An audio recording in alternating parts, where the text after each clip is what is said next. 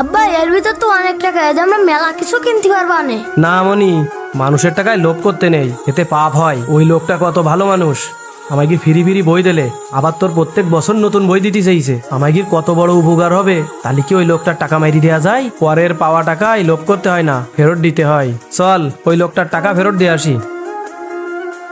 ভাই, আপনার খোঁজ দিয়ে আপনাকে বাড়ি যাচ্ছিলাম, পেয়ে ভালোই হলো। কেন ভাই, কি হয়েছে? বই কি কম পড়ে গেছে? না না না ভাই, বই কম পড়িনি। আপনার কি কোনো টাকা পয়সা হারাই গেছে? টাকা কই না তো।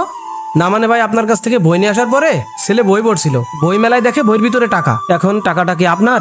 কই দেখি।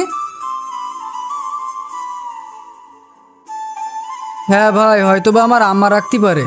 আমি সেদিন কিছু টাকা আমার আম্মার কাছে রাখতে দিয়েছিলাম, মুরব্বী মানুষ তো, হয়তো বা এর ভিতরে রেখেছে। ভাই আপনি টাকাগুলো ফেরত দিলেন, আপনি চাইলে তো টাকাগুলো রেখেও দিতে পারতেন। না ভাই, আমি পরের টাকায় লোভ করি নে।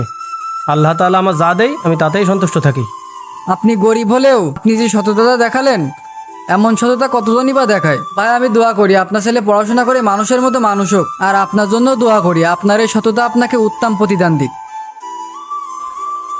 আল্লাহকে ভালোবাসলে ভিডিওতে একটা লাইক দিয়ে যাও। ধন্যবাদ।